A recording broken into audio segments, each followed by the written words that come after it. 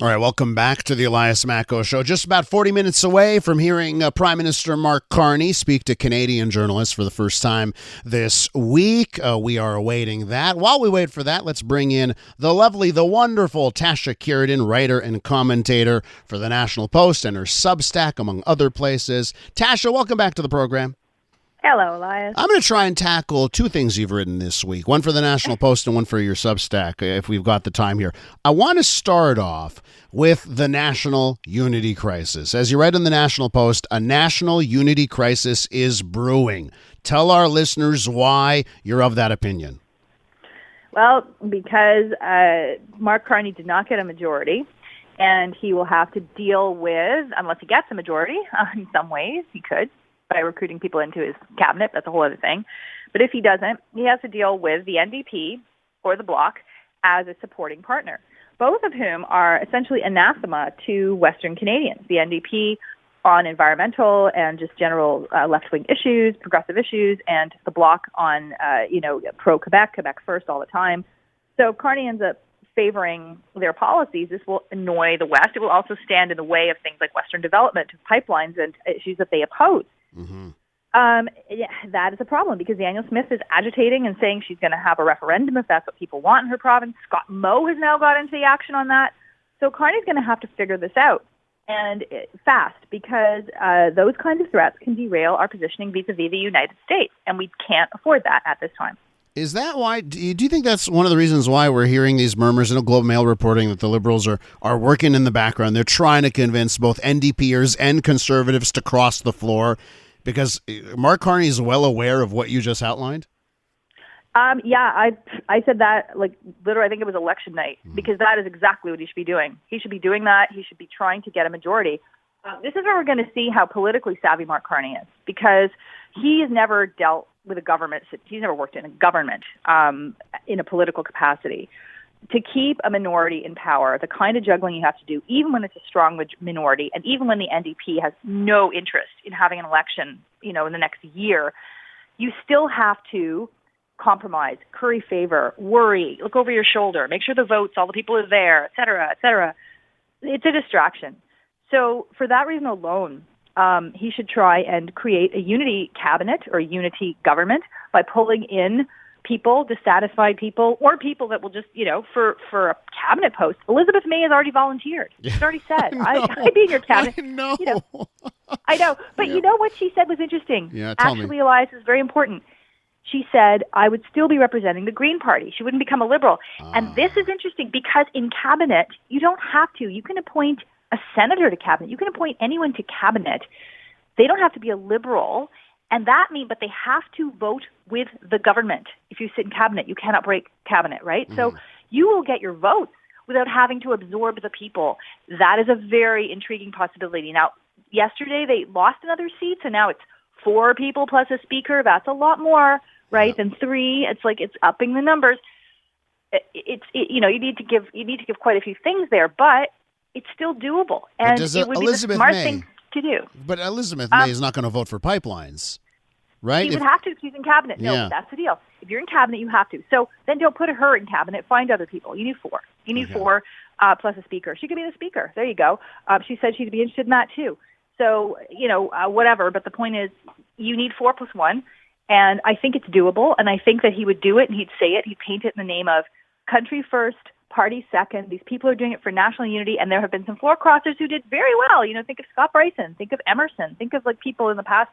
Maybe William Stronach didn't do that well, but other people did. So let me throw this at you, because I had Kim Wright. I don't know if you know Kim Wright, who's been part of the NDP, right, since the 1990s, right, on this program yesterday. And one of the things I threw at her is, like, for the NDP, they cannot do what they did in the last minority parliament and support the Liberals. They now need to create a clear line of what an NDPer is versus what a Liberal is if that party wants to continue. And she agreed with me. So I'm wondering, what do you think the NDP does here? Because if I'm the NDP, and again, I'm not, but if I were the NDP, I would be going against Mark Carney on everything, saying Mark Carney is a businessman. He's not for the working class. He's not for progressives. And I would be trying to create a big gap I know here other people saying, no, they're going to completely go along. Those 7 members of the NDP, they'll just go along over the next couple of years. How do you think they should handle it? Elias, they have no leader and they have no money. Yeah. What are they going to do? Yeah. I mean, honestly, force the bloc to do it. They don't have, no. Here's the thing, though. The NDP is, in theory, they could do that. They could block stuff. They could make noise.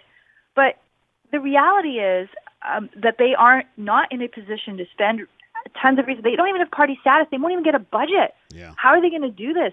They won't even have much time in the House of Commons to make noise. I mean, how many actual questions will they get to ask? Yeah. Don't know. Maybe one. They're done. They're done. They have to rebuild. I agree with you if that's what they want to do. But they'll have to do that through a leadership process, and that's outside of the House of Commons. So they're not going to be having the bandwidth to go and attack the government and attack Carney, and I don't see it happening. Let me ask you about what you wrote on Substack this week, right? The headline for your piece is The New Conservative Coalition and Why It Didn't Win. You're right. The Conservatives took over 1 million votes from the NDP and the People's Party, but it wasn't enough. Why?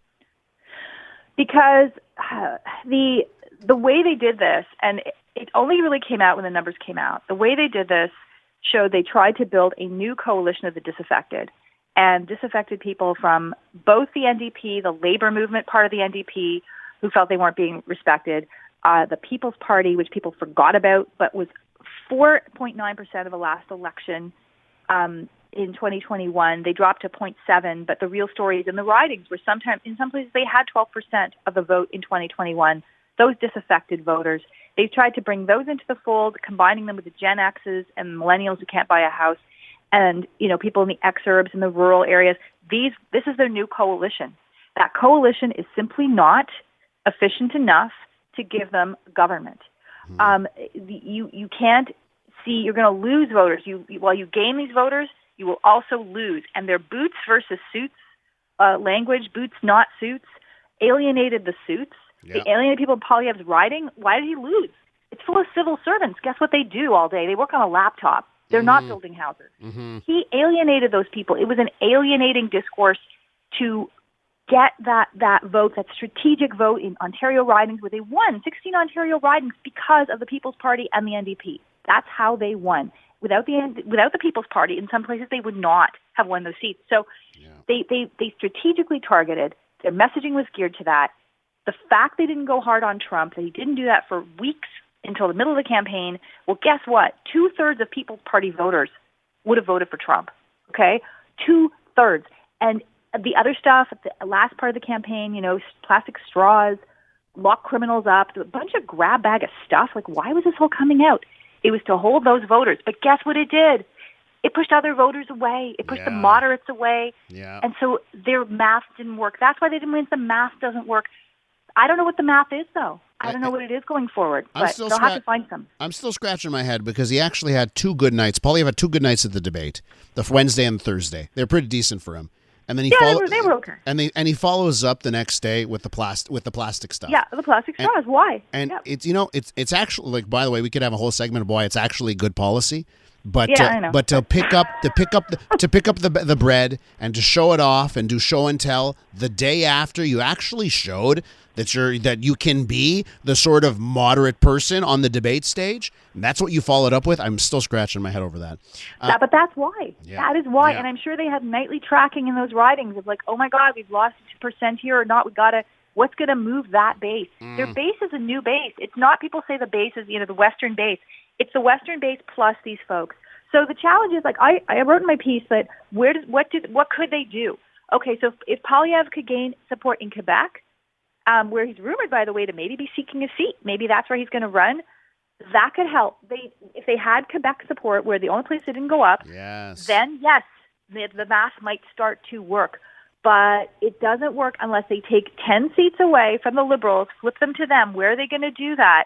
That's the issue. And They couldn't do it this time. I think you should run in Quebec and not Alberta. Yeah. I don't think you should go safe in Alberta. I think you should do something bold. Okay, Tasha, listen, I got to leave it there. I'll tell all of our listeners they should go to Google and type in Tasha Kheiriddin and then National Post or Tasha Kheiriddin and then Substack so they can find your pieces. And one last thing for you, Tasha, I'm going to put you on the spot. Have you gotten a ticket of late, a speeding ticket, a parking ticket, any type of moving violation ticket?